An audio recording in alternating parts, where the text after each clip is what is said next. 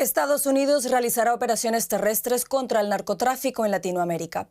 El anuncio lo hizo desde Panamá el secretario de Guerra Pete Hegseth en el marco de la reunión de la llamada Coalición contra los Carteles de las Américas, una iniciativa liderada por el presidente Donald Trump y que tiene como objetivo combatir de manera conjunta a los carteles del narcotráfico en el hemisferio occidental. En el encuentro participaron ministros de defensa, responsables de seguridad y altos mandos militares de los 19 países que integran esta alianza, entre ellos Argentina, Colombia, Ecuador, Honduras y Perú. Brasil y México, que no hacen parte de la alianza, fueron los grandes ausentes. Bienvenidos a Actualidad en Análisis. Hoy les saluda Carol Guerrero desde Berlín y para valorar esta reunión de la Coalición contra los Carteles de las Américas que ha tenido lugar esta semana en Panamá, me acompañan el profesor Edgardo Buscaglia. Él es académico de la Universidad de Columbia en Nueva York y presidente del Instituto de Acción Ciudadana. También está con nosotros la periodista Rona Rísquez, autora del libro El Tren de Aragua. A los dos, gracias por estar con nosotros.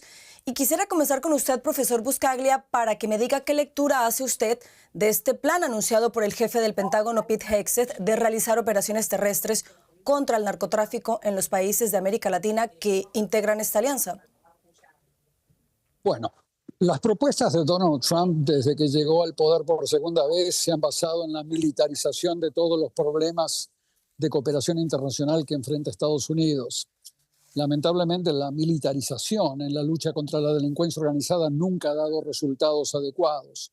Se necesitan mejor cooperación entre aduanas, entre órganos de inteligencia, entre sociedades civiles, de acuerdo a las leyes de las Naciones Unidas, las convenciones de las Naciones Unidas. Hay que entender esta militarización continua que propone Trump, ¿no? Hundiendo barcos pesqueros, en donde más de 60 embarcaciones y más de 200 personas han sido asesinadas. Y todas estas iniciativas, como la que usted muy bien describió como periodista anfitriona, hay que entenderlas como una estrategia encubierta para aplicar la doctrina que Trump anunció desde que llegó al poder, la famosa doctrina Donroe, que es básicamente dominar e intervenir en los países en donde se puedan establecer presidentes a la imagen y semejanza de Trump, como Milei, como Kast, como el presidente de Colombia que acaba de llegar al poder, para poder abastecerse de minerales estratégicos que son necesarios para que Estados Unidos pueda ganar la guerra tecnológica y cualquier tipo de conflicto contra China. Básicamente, para eso tiene que militarizar las relaciones, con la excusa de combatir a los carteles, con la excusa de combatir la droga, el tráfico de drogas. Lo que él está haciendo es generar una dependencia en donde el abastecimiento de minerales estratégicos de Argentina, de Colombia, de Venezuela, de todos los lugares donde él interviene, va a servir para que a través de esta doctrina Donroe, que es dominar a los países de Latinoamérica a través de diferentes tipos de intervenciones, Estados Unidos pueda garantizar su combate, su conflicto con China, que es la principal prioridad que tiene Trump.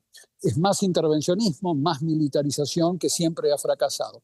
Si a Trump realmente le interesase el combate contra los carteles, él no hubiese indultado, liberado al expresidente de Honduras, que era un miembro del cartel de Sinaloa. Uno de los principales apoyos políticos del cartel de Sinaloa en la región fue indultado, liberado por Donald Trump, después que Juan Orlando Hernández, el expresidente de Honduras, fue sentenciado en los Estados Unidos a 45 años de prisión. O sea, hay contradicciones básicas. El tema de las drogas es un caballo de Troya, realmente, para que Estados Unidos intervenga y se abastezca de todos los minerales estratégicos y de todas las fuentes de energía que necesita Estados Unidos en su control y dominio de la región, de acuerdo a la doctrina que el mismo Trump anunció, la doctrina Donroe, que es América para los americanos, para los norteamericanos, en un tipo de control como el que estamos viendo ahora cada vez más. Y los países que se rebelen, como Brasil y México, van a ser castigados y va a haber intervencionismo, como el que Estados Unidos está implementando en Brasil para colocar a Flavio Bolsonaro, que es un presidente a la imagen y semejanza de Trump, lo mismo que Milei. Así que eso es un poco el síntesis de lo que yo veo hasta ahora.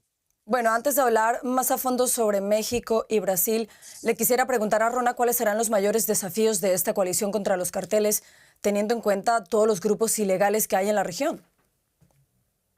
Justamente, bueno, primero que nada, coincido totalmente con lo que acaba de decir el profesor, absolutamente.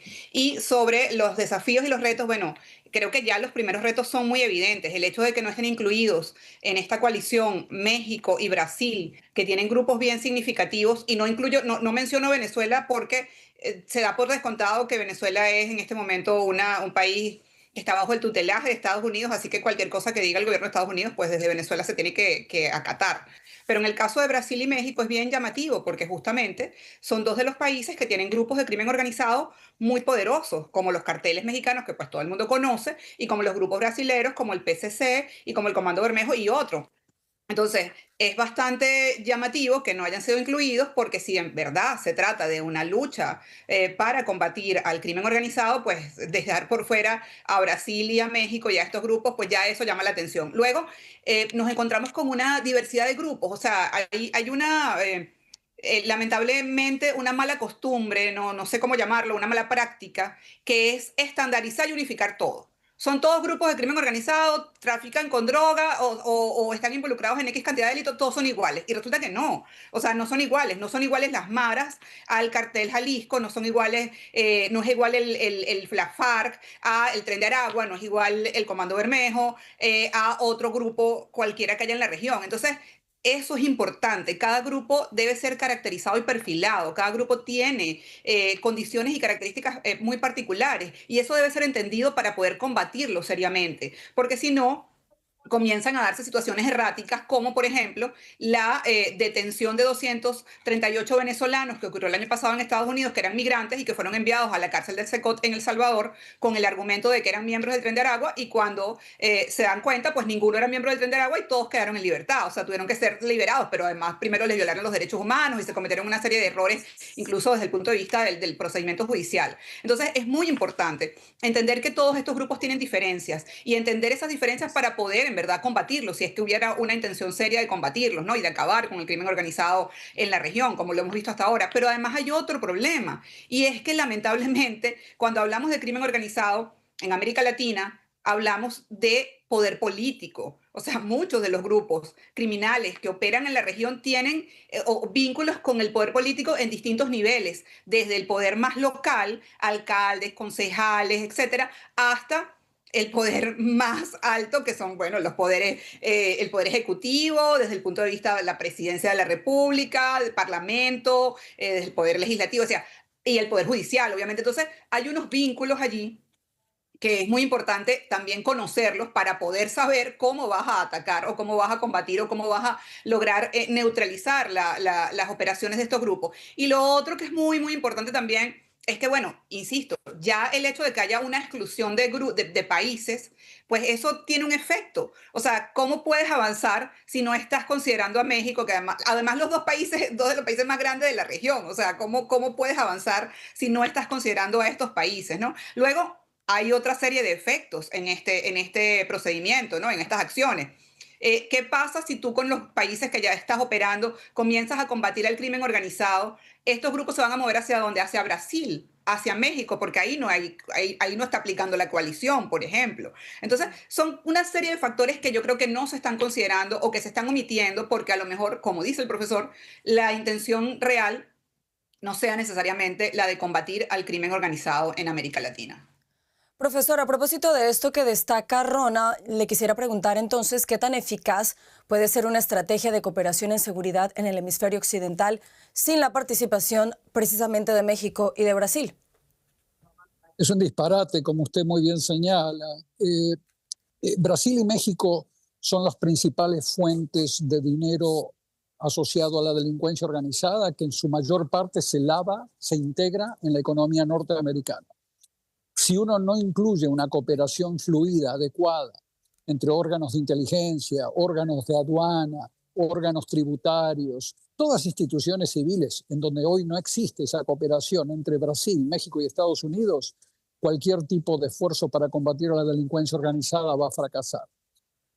Entre Brasil y México, si uno considera el porcentaje de transacciones calculadas de la delincuencia organizada, es más del 70% de toda la región de las transacciones de la delincuencia organizada se concentran entre Brasil y México. Y gran parte de ese dinero sucio que surge de Brasil y México va a parar a la economía legal norteamericana.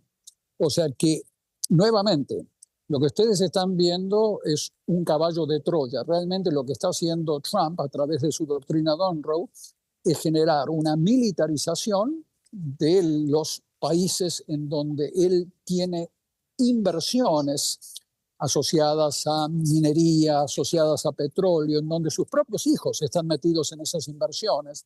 Ahí podemos hablar del tema de corrupción política del gobierno de Trump, en donde, por ejemplo, en Argentina, Trump le prestó 20.000 millones de dólares el año pasado a condición que le dé el monopolio en los yacimientos petrolíferos de Vaca Muerta y en las fuentes de minoría estratégica en su competencia con China, en Jujuy, Salta y La Rioja. Ese es el principal objetivo de Trump de acuerdo a la doctrina Monroe. Lo demás es un show. Él, si realmente quisiese combatir a la delincuencia organizada, se focalizaría en el 22% del lavado de dinero mundial que se concentra en la economía norteamericana. Esto es un cálculo del profesor Schneider de Austria, que ha sido repetido y referenciado muchas veces. El 22% del lavado de dinero mundial está en la economía norteamericana. Ese es el principal foco de combate si realmente Trump realmente quisiese focalizarse en combatir a la delincuencia organizada de drogas, trata de personas, tráfico de órganos, tráfico de armas, 23 tipos de delitos que van mucho más allá de drogas. Además, está mal planteado lo que se planteó en Panamá en esa reunión internacional regional que usted habla. No es solamente drogas. Drogas solamente le trae a la delincuencia organizada mexicana y brasileira entre un 20 y un 40%. El resto es todo armas, tráfico de personas, trata de personas, fraude cibernético. Entonces está mal planteado. Es un show lo que están viendo, un show mediático lo que están viendo realmente. Tema drogas es el canal de entrada, el caballo de Troya que están utilizando para entrar a los países latinoamericanos, de acuerdo a la doctrina Monroe, para abastecerse de minerales estratégicos y demás.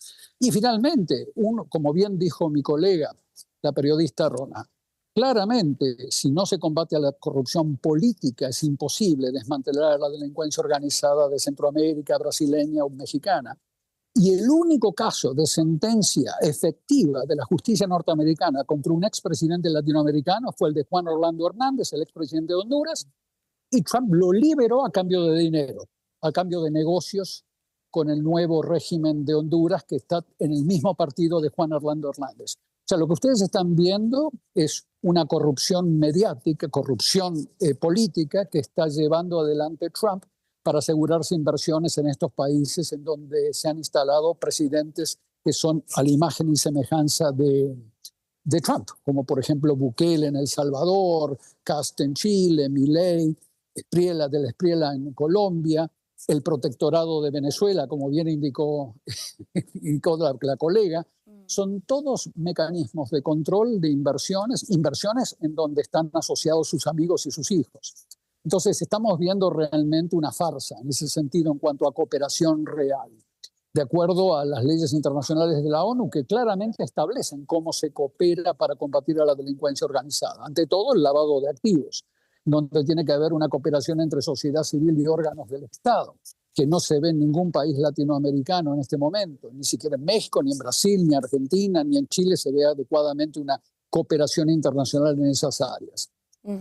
El corazón de la delincuencia organizada es el dinero sucio y Estados Unidos lo concentra en su propio territorio. Rona, ¿se puede pensar en que habrá ofensivas contra grupos de estos países que Estados Unidos considera terroristas? Grupos, tanto brasileños como mexicanos, quiero decir, que Estados Unidos considera terroristas, como es el caso del cartel de Juárez y los Viagras para México, o el caso de Brasil, los que tú mencionabas, el Comando Vermelho y el primer comando de la capital. Bueno, desde el punto de vista legal y legítimo, pues no debería. Pero hemos visto cómo han ocurrido ya ataques en el Caribe, en supuestamente espacios aguas internacionales que, pues, digamos, han matado gente allí, una gran cantidad de personas, con el argumento de que eran criminales, narcotraficantes, etcétera, y que, pues, eso ha quedado así. Es decir, hasta ahora no ha habido justicia por esos crímenes, y esos son crímenes, porque eran personas a las que no se les demostró que si eran narcotraficantes o qué eran. Entonces, digamos, viendo estos episodios que hemos visto en el Caribe, viendo episodios más recientes, por ejemplo, el mismo ocurrido en Venezuela para matar supuestamente al niño guerrero en la zona minera de Venezuela, en una supuesta operación entre Venezuela y Estados Unidos en territorio venezolano, pero fue Estados Unidos, las autoridades estadounidenses actuando en territorio venezolano.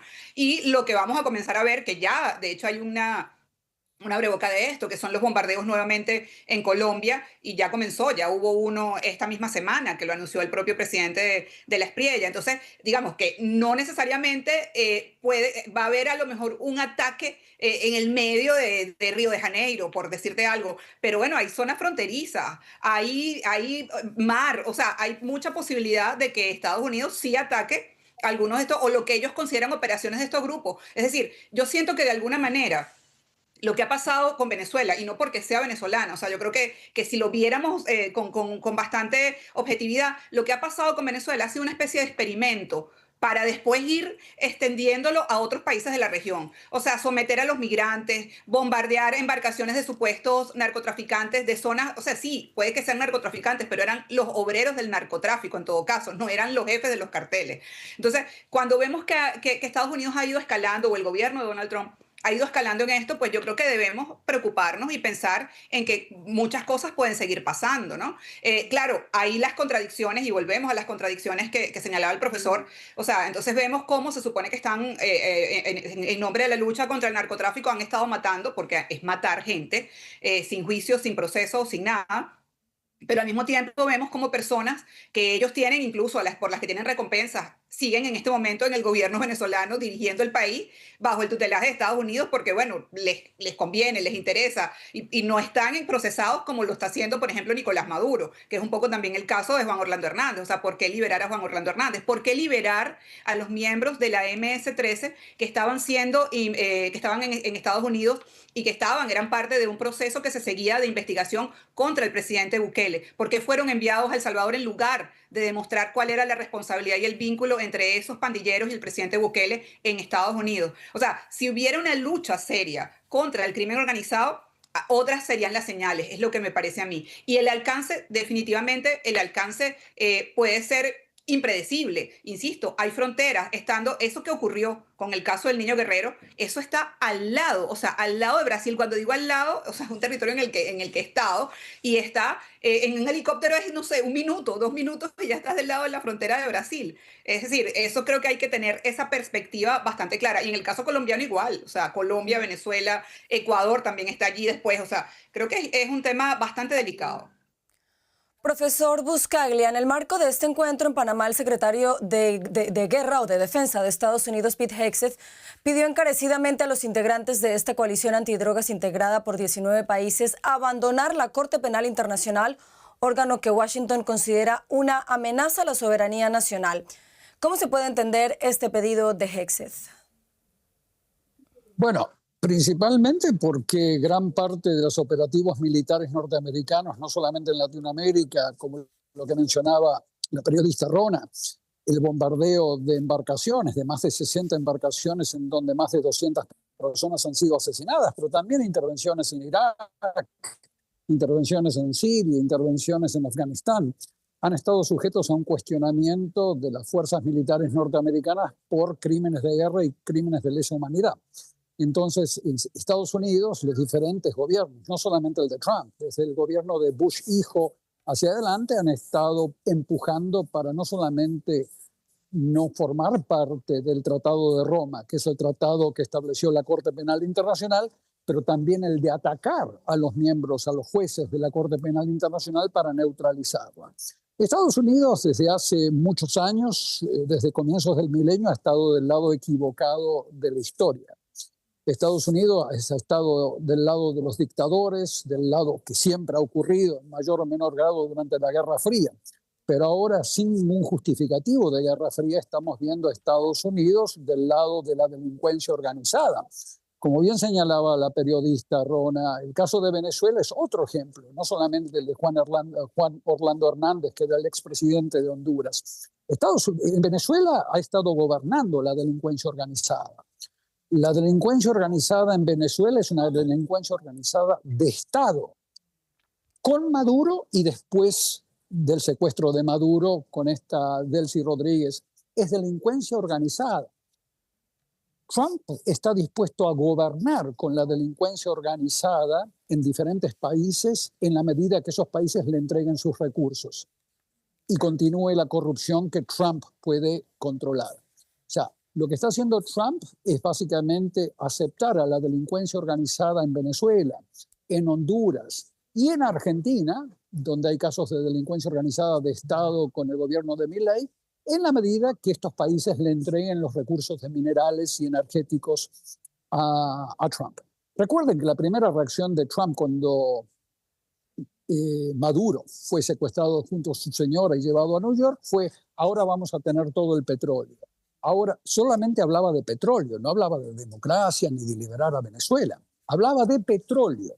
Quiero que se entienda esto. Parece ser una explicación simplista, pero las propias palabras de Trump son las que nos indican lo que él quiere hacer.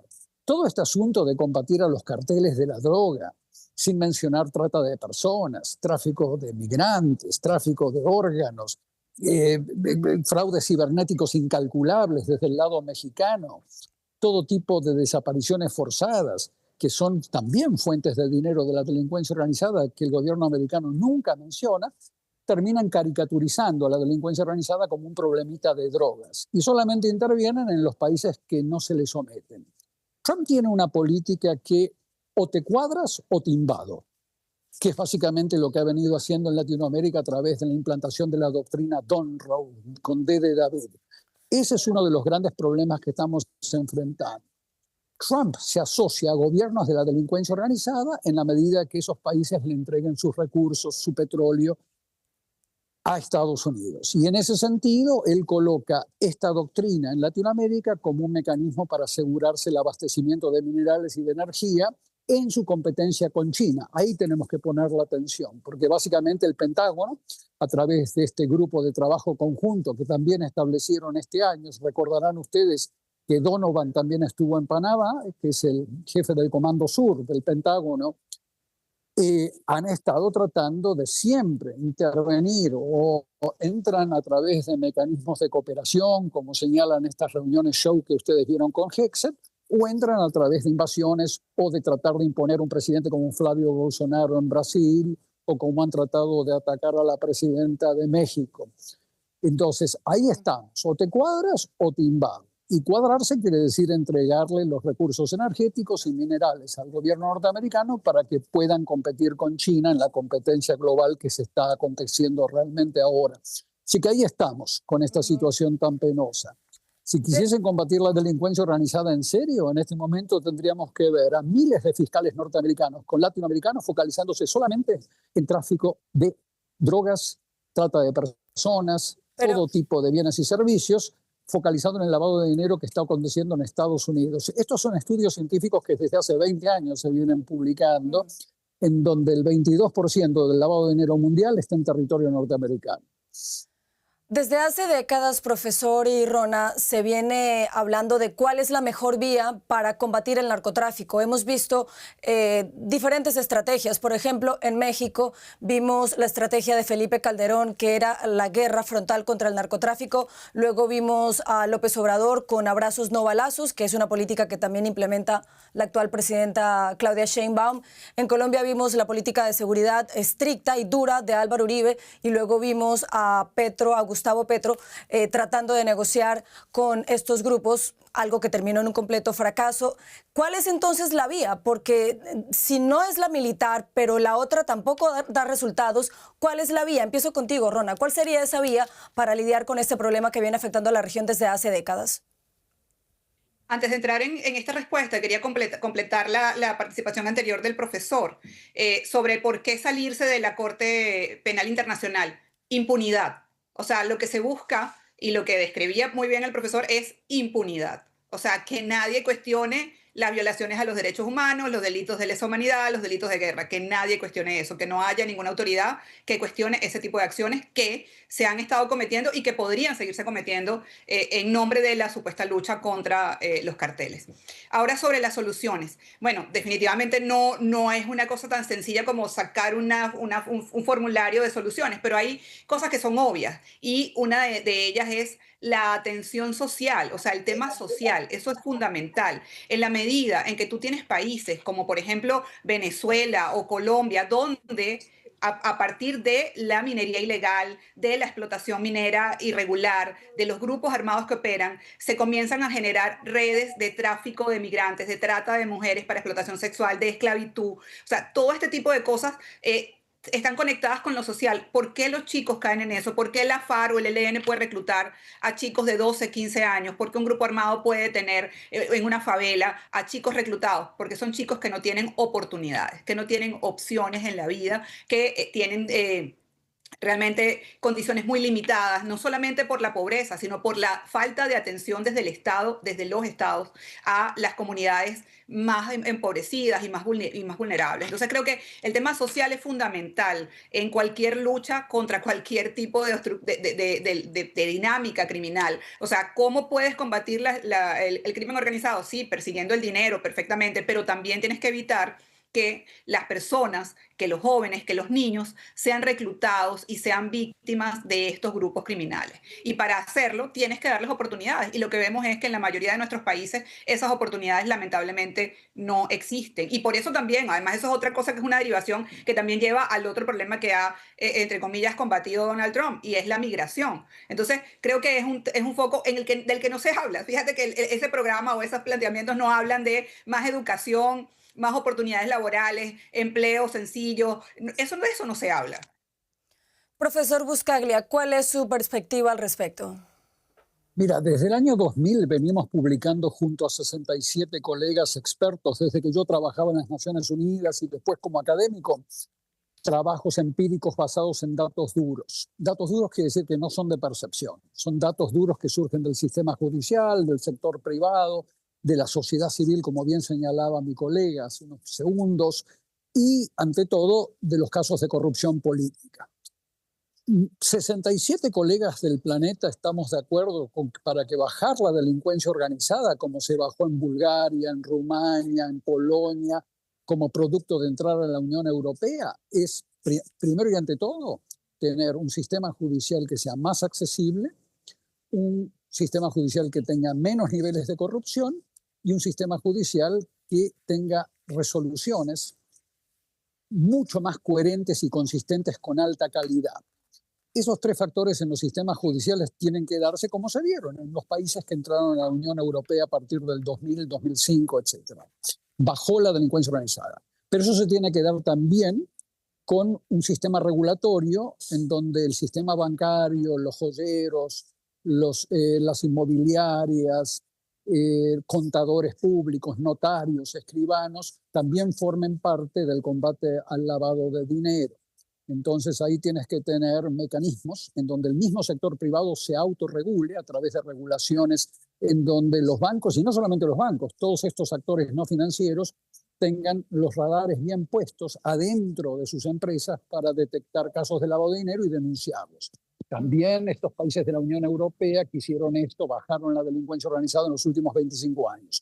Tercero, la corrupción política, que la colega Rona y yo hemos estado discutiendo. Si no se combate la corrupción política al más alto nivel, como el sistema judicial norteamericano lo estaba haciendo con Juan Orlando Hernández, que después Trump lo liberó dándole un premio por ser miembro del cartel de Sinaloa.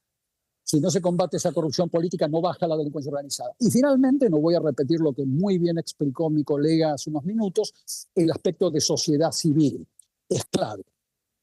La experiencia de Brasil, por ejemplo, en donde la sociedad civil de Brasil tiene atributos de auditoría ciudadana. O sea, tú, como miembro de la sociedad civil, puedes auditar cualquier institución del sector público para detectar lavado de dinero o corrupción. Por ley. Hay redes de sociedad civil, producen reportes en Brasil de auditoría, donde cuando se ven irregularidades en la ejecución de presupuestos, contrataciones públicas, se denuncia a los fiscales y los fiscales están obligados a acusar a los funcionarios públicos. Brasil ha tenido un gran éxito en ese aspecto de sociedad civil. Italia, en donde todos los bienes decomisados a la mafia son reasignados a víctimas y a la sociedad civil, para que se pueda prevenir que más niños caigan en los tentáculos de la delincuencia organizada. Ellos le llaman la ley de reasignación social de bienes decomisados. Con esas 4 áreas que acabo de mencionar, países de la Unión Europea, antes en Europa Oriental, en Europa Central, cuando se incorporó a la Unión Europea, bajaron los niveles de delincuencia organizada enormemente. O sea que si no se enganchan estas 4 áreas que Trump está muy lejos de mencionar, no vamos a tener resultados adecuados.